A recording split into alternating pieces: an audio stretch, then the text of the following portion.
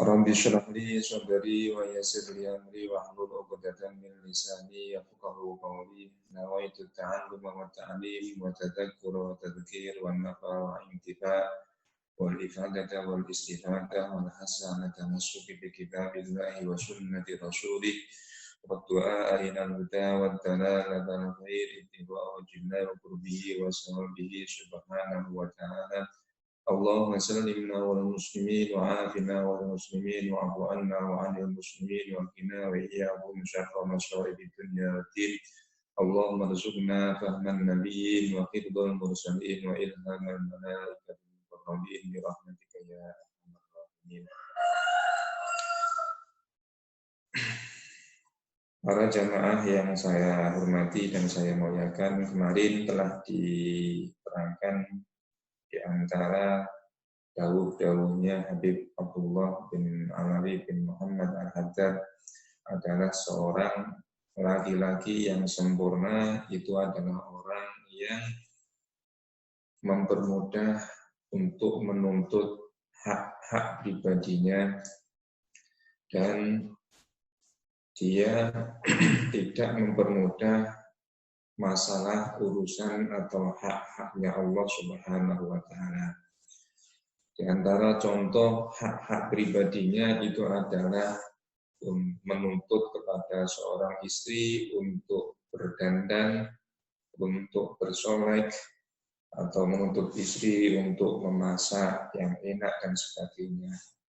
Maka menurut beliau Habib Abdullah, seorang laki-laki yang sempurna dalam agamanya, itu orang yang mempermudah, artinya tidak mempersulit kepada istrinya untuk memenuhi hak-hak pribadinya. Tetapi sebaliknya ketika berhubungan dengan haknya Allah Subhanahu wa Ta'ala seperti halnya ibadah sholat atau ibadah puasa atau ibadah-ibadah yang lain, seorang suami selalu memantau dan mengingatkan kepada istrinya untuk melakukan perintah-perintah Allah dan menjauhi larangan-larangan Allah Subhanahu wa Ta'ala. Begitu juga sebaliknya, bahwa orang laki-laki yang tidak sempurna atau orang yang kurang dalam masalah agamanya itu adalah orang yang menuntut keras tentang untuk memenuhi hak-hak pribadinya.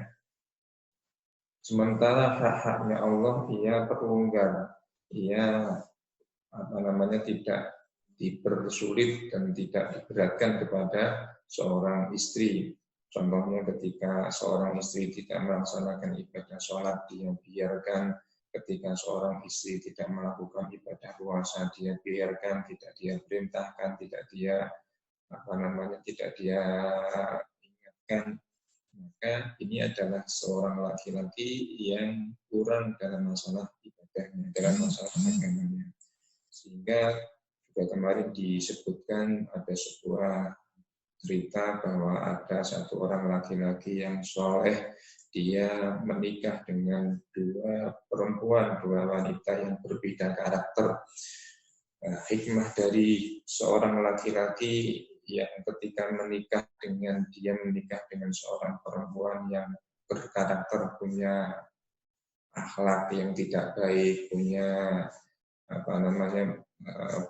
tidak punya agama, maka ketika dia mau bersabar atas perlakuan istrinya yang kurang baik tadi, Allah Subhanahu wa Ta'ala memberikan keistimewaan bagi dirinya, yaitu seekor macan yang selalu mengikutinya, yang selalu membantunya dalam masalah-masalah pekerjaannya. Kemudian ketika istri yang pertama ini meninggal, istri yang pertama istri yang jelek atau jelek pekertinya ini meninggal, kemudian dia menikah lagi dengan seorang wanita yang solehah, seorang wanita yang muti'ah terhadap suaminya, maka keistimewaan yang berbau zahir tadi diangkat oleh Allah Subhanahu wa taala. Dia sudah merasa senang, merasa enak dengan wanita atau dengan istri yang kedua tadi. Jadi hikmah daripada seseorang itu ketika menikah dengan orang yang kurang baik akhlaknya dan dia mau bersabar, tidak memberontak, tidak tidak mau bersabar, maka dia akan diberi keistimewaan oleh Allah Subhanahu wa taala. Begitu juga orang yang menikah kemudian dia ditakdirkan berpasangan dengan orang yang akhlak yang baik pun dia pun Allah Subhanahu pokoknya itu ada hikmahnya. Ada hikmahnya. Kemudian selanjutnya kita bacakan kitab karangan Imam Nawawi halaman 5 baris nomor 8 dari bawah. Faidatun. Bismillahirrahmanirrahim. Qala musannifu rahimahullah ta'ala wa nafa'ana bi ulumihi wa alaina wa aulatina wa dzurriyyatina wa tamami bina min barakatihi wa asrarihi darini amin. Faidatun utawi iku faidah suwiji.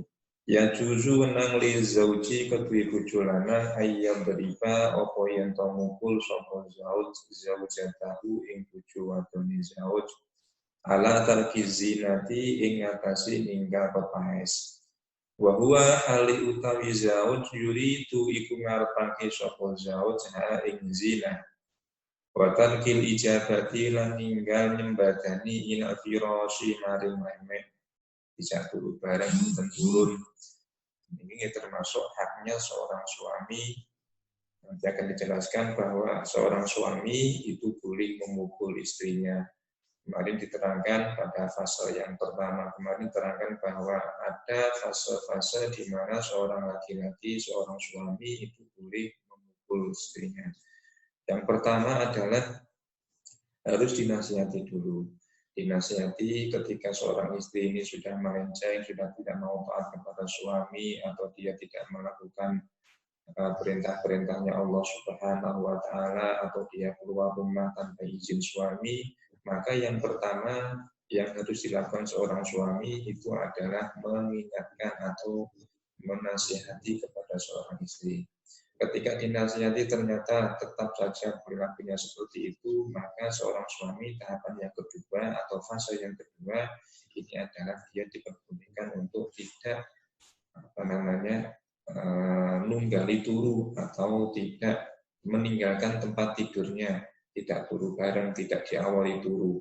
Kemudian kalau fase yang kedua ini sudah dilakukan oleh seorang suami, ternyata seorang tetap seperti itu, tidak mau taat kepada seorang suami, kemudian tidak juga melakukan perintah-perintahnya Allah, atau tidak ketika keluar rumah tidak mau izin kepada suami, maka seorang suami boleh melakukan fase yang ketiga, yaitu memukul istri dengan catatan memukul dengan barang yang tidak mematikan, dan juga memukul tidak di tempat yang mematikan, seperti hanya memukul kepala dan sebagainya. Ini yang tidak diperbolehkan oleh agama.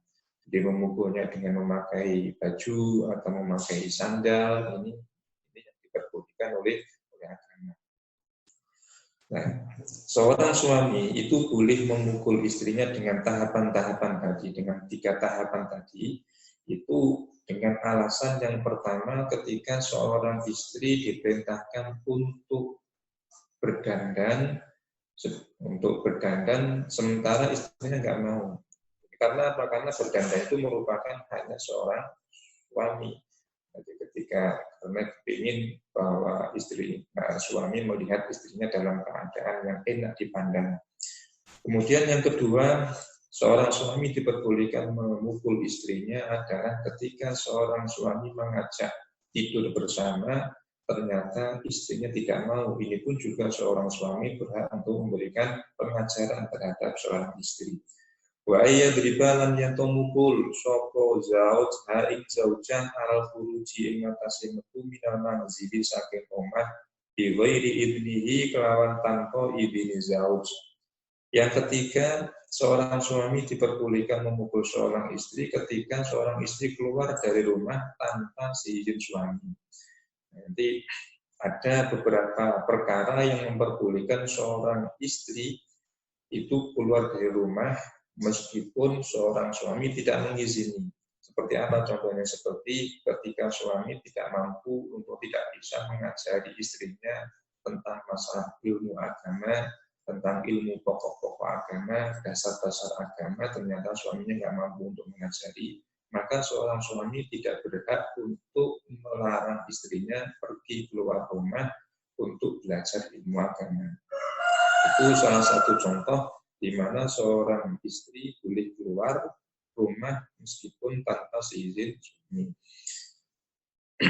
Wala berbiha lan ing atase mukul imro'ah alwalada ing anak alladzi kang layak dilu kang orang duweni akal sapa alladzi inda bukai ing dalam nalikane nangis walat. Kemudian yang keempat, di antara perkara yang memperbolehkan seorang suami memukul istrinya lagi adalah ketika seorang istri memukul anaknya yang masih kecil ketika menangis. Anaknya menangis, kemudian diberi pengajaran oleh istrinya, oleh ibunya diberi pengajaran. Maka seorang suami boleh untuk menegurnya dengan meskipun dengan pukulan dan sekarang dengan pukulan tadi, tapi dengan catatan pukulan yang tidak mematikan. Sekitar pukulan atau pukulan diceplek atau ditetok atau dijiwit, itu nanti. Wa ala syatmi ajnabiyin utawa ing ngatasi misui orang lanang liya, atau ketika seorang istri tadi memaki-maki orang lain, jadi dia mengeluarkan perkataan-perkataan yang kotor, maka perkataan yang kotor tadi diarahkan kepada orang lain, maka seorang suami boleh untuk memberikan pengajaran kepada seorang istri. Wala tanzi kisya bizauji lan ing atase nyuwek-nyuwek pira-pira tutupi bojo lanang wa akhdhi lihiyatihi lan ngalap jenggote zauj. Dan perkara yang kelima, seorang laki-laki yang diperbolehkan memberikan pengajaran kepada seorang istri ketika seorang istri merobek-robek bajunya suami, atau ketika seorang istri memegang jenggotnya suami. Wa qauliha lan pengucap zaujah lalu maring zauj ya imaru imat wa ya kalia kalitu wong kang bebel. Begitu juga seorang suami boleh memukul istrinya ketika seorang istri berkata kepada suami, hei orang yang bodoh, hei khimar, hei orang yang seperti khimar. Nah ini ketika istri berkata yang seperti itu kepada suami, maka suami boleh memberikan pengajaran. Wa in syatama senajano misui sapa zauj ing zaujah qabla dzalika ing dalem sakuring madkur. Meskipun sebelum seorang istri memaki-maki suaminya tadi, sang suami lebih dulu memakinya. Jadi ketika terjadi percekcokan keluarga, terjadi percekcokan antara suami dan istri, suami berkata yang jelek kepada seorang istri, kemudian seorang istri memaki-maki suaminya, maka suami ini boleh memberikan pengajaran kepada seorang istri. Wala kasri wajihah lan ing ngatasi buka wajahi imro'ah atau zaujah li ghairi mahramin kedue liyane mahram au takalumiha utawa mulai gulemi imro'ah atau zaujah ma ajnabiyin sumertane wong lanang liya au takalumiha utawa oleh gulemi zaujah ma zauji sumertane bojo lanang lias ma'a terapu mengrungu sopo ala jenabiyu sopo wong liya sautaha ing suarane zaujah. Dan di antara perkara-perkara yang memperbolehkan seorang suami memukul, memberikan pengajaran kepada istrinya, dia adalah ketika seorang istri membuka wajahnya untuk orang lain, membuka wajahnya untuk orang yang bukan mahram, karena wajah dan telapak tangan dan semua anggota badannya seorang perempuan dinisbahkan kepada orang lain yang bukan mahram ini adalah semuanya aurat, tidak boleh diperlihatkan. Maka ketika seorang istri memperlihatkan wajahnya untuk orang lain, maka seorang suami berhak untuk menegurnya, bahkan sampai memukulnya, memberikan pengajaran kepada istrinya, itu diperbolehkan oleh syariat. Nah, kalau di Indonesia ya nggak ada, artinya nggak berlaku, artinya memang adatnya seperti itu, adatnya seorang Indonesia itu adalah membuka wajah, membuka kedua telapak tangan dimanapun dia berada, membuka wajahnya, membuka kedua telapak tangannya. Nah, apakah ini diperbolehkan? Nah, ini artinya bahwa hukum syariat seperti itu, artinya hukum syariat itu adalah melarang atau mengharamkan seorang perempuan yang bukan mahram untuk membuka wajahnya, membuka kedua telapak tangannya di hadapan orang yang bukan mahramnya. Ini adalah hukum syariat seperti itu. Nah, dan adat yang Indonesia, adat di Indonesia itu berbeda dengan hukum syariat. Jadi nggak bisa nggak bisa dibandingkan, artinya jadi nggak bisa sebuah adat, sebuah hukum syariat mengikuti terhadap hukum adat, ya nggak bisa. Jadi kita harus harus bisa memahami bahwa semestinya ketika diterapkan hukum harus bisa menerapkan hukum syariat ini ke dalam kehidupan kita sehari-hari. Itu artinya bahwa seorang perempuan yang bukan mahram dilarang untuk membuka wajahnya, membuka badannya di hadapan orang-orang laki-laki yang bukan nggak bisa dibandingkan di hukum adat yang Indonesia itu nggak bisa disebutkan atau patokannya tetap hukum syariat. Jadi nggak bisa ditiru orang kai atau punyai segi kai membuka wajahnya, membuka lehernya, jadi nggak apa-apa dalam Indonesia, tidak seperti itu. Tapi dalam hukum Islam ya tetap haram, artinya bahwa seorang perempuan yang tidak menutup auratnya atau membuka wajahnya, membuka lehernya, tetap tidak diperbolehkan dalam hukum syariat. Hukum yang berlaku di Indonesia adalah adat. Dan itu diperbolehkan selama tidak bertentangan dengan hukum syariat. Jadi nggak bisa serta-merta kita melegakan bahwa ketika ada si fulan atau si fulanah yang terpandang yang memiliki ilmu agama membuka wajahnya, serta-merta kita mengikuti, memperbolehkan bahwa membuka wajah itu diperbolehkan, tidak. Jadi hukumnya yang berada di Indonesia.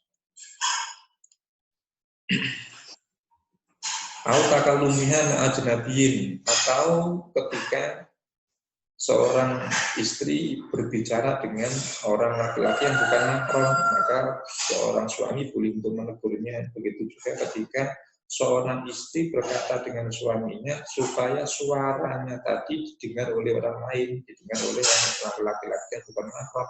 Ini seorang suami pun juga boleh menegur dan memberikan pengajaran kepada seorang istri. Al-Itaya utawa oleh aweh zaujan min baitihi saking omahe zaud maring barang lan tajrikan ora lumaku al-adatu apa pengadakan diitohi kelawan aweh man, atau seorang istri memberikan sesuatu dari rumahnya suami yang mana adat di situ tidak berlaku untuk memberikan barang tadi. Contohnya, umpama seorang istri berada di rumah suami, sementara suaminya keluar kota atau keluar rumah, dan di dalam rumah tadi ada makanan diberikan kepada tetangganya, diberikan kepada orang lain tanpa sepengetahuan suami. Dan sementara tidak ada adat untuk memberikan barang tersebut kepada orang lain, maka ini suami boleh memberikan pengajaran kepada seorang istri. Barang-barangnya dari seorang istri itu ketika berada di rumah suami, itu tugasnya adalah memelihara barang-barangnya suami, memelihara harta-hartanya suami. Ketika dia mengeluarkan barang tadi, maka ketika membelanjakan, maka ya dengan seizin suami. Wa alantina ihalan ing atase oleh nyegah zaujah an wasli saking nembung sana. Itu juga ketika seorang istri tidak mau menyambung tali silaturahim, maka seorang istri, seorang suami boleh memberikan pengajaran kepada seorang istri. Seorang suami boleh memberikan pengajaran kepada seorang istri. Wa fi dzarbiha lan iku ing dalam mukul imro'ah atau zaujah ala tarki sholat ing atas ninggal sholat qaulani utawi qauluru. Sahuma utawi luwih soheh kaulani iku lau kedue zaud dua utawi mukul zaujah ala dzalika ing atase mengkono tapi salat di dalam tafal ing dalam nalikane orang nglakoni sapa zaujah bil amri kelawan perintah. Nah, adapun mengenai seorang istri yang meninggalkan sholat atau seorang istri yang tidak mau berpuasa atau seorang istri yang tidak melaksanakan perintah-perintah agama atau perintah-perintah ibadah yang lain, maka seorang suami ini boleh atau tidak memukul istrinya ketika dia tidak melakukan sholat, tidak melakukan puasa. Maka di situ ada dua pendapat. Tapi pendapat yang lebih sahih adalah seorang suami berhak untuk memberikan pengajaran kepada istrinya ketika seorang istri meninggalkan ibadah sholat, ketika seorang istri meninggalkan ibadah puasa. Ini kalau yang lebih sahih, yang lebih benar atau lebih sah, itu dia diperbolehkan untuk memberikan pengajaran kepada seorang istri. Wa'lam lan wa sapa sira annahu ing satemene kelakuan ai asyan kese kelakuan yang bagi sayukjo yang bagi ku sayukjo ayu telaku tegese den supre rajuli kedhe wong lanang ayu sia apa yen to wasiat sapa rajul imro'atahu ing bojo wadone rajul ayak mura tegese yen to perintah sapa rajul Duha ing imro'ah wa yudhakira lan nyento milingati sapa rajul ha imro'ah wa istaghfar lan menengati sapa rajul biha kelawan imro'ah.